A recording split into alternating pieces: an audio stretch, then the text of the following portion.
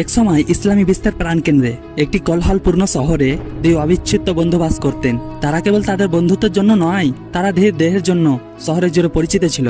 রাফি ও সামি শহরের সুস্বাদু রন্ধন সম্পর্কীয় আনন্দ উপভোগ করতেন এবং তাদের বিশাল চেহারা তাদের খাবারের প্রতি তাদের ভাগাভাগি ভালোবাসার প্রমাণ ছিল। তাদের আকার সত্ত্বেও রাফি ও সামি তাদের সদাই হৃদয় এবং উদারতার জন্য পরিচিত ছিল। তারা প্রায় কম ভাগ্যবানদের সাথে তাদের খাবার ভাগ করে নিত এবং অভাবীদের জন্য সাহায্যের হাত দিতে দ্বিধা করে না। তাদের ভালো কাজ এবং প্রফুল্ল ব্যক্তিত্ব তাদের শহরে সকলের কাছে প্রিয় ছিল। একদিন এক জ্ঞানী বিরিদ্ধা দরবেশ শহরে আসেন এবং সংযম এবং আত্মশৃঙ্খলার গুণাবলীর উপর একটি পাললিক বক্তৃতা করার সিদ্ধান্ত নেন।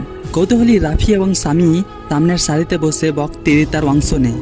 দরবেশ খাবার সহ জীবনের সমস্ত ক্ষেত্র ভারসাম্যের গুরুত্ব এবং কিভাবে অত্যধিক ভোগ বিলাস স্বাস্থ্য সমস্যা এবং অত্যাধিক পতনের দিকে নিয়ে যেতে পারে সে সম্পর্কে কথা বলেছেন।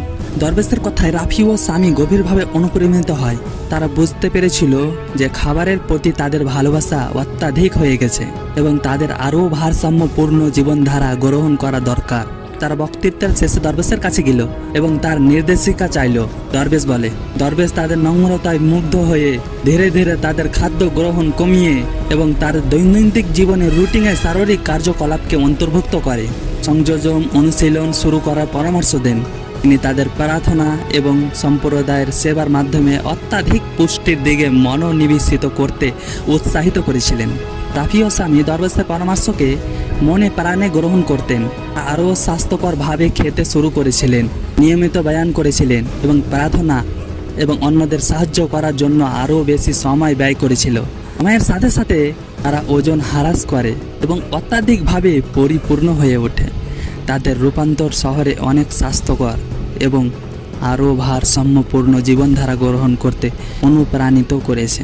আজ পর্যন্ত রাফি ও সামির যাত্রা তাদের শিখিয়েছিল যে সত্যিকারের সুখ এবং পরিপূর্ণতা আসে সংযোজন, শৃঙ্খলা এবং তাদের বিশ্বাস এবং সম্প্রদায়ের সাথে একটি ধীর সংযোগকে। তাদের গল্পটি প্রজন্মের জন্য একটি লালিত পাঠ হয়ে উঠেছে, জীবনের সকল ক্ষেত্রে ভারসাম্য এবং আত্মযত্নের নিরন্তর জ্ঞানের কথা সবাইকে স্মরণ করিয়ে দেয়। আজকের ভিডিও এখান থেকে। আসসালামু আলাইকুম ওয়া রাহমাতুল্লাহি ওয়া বারাকাতুহু। খোদা হাফিজ।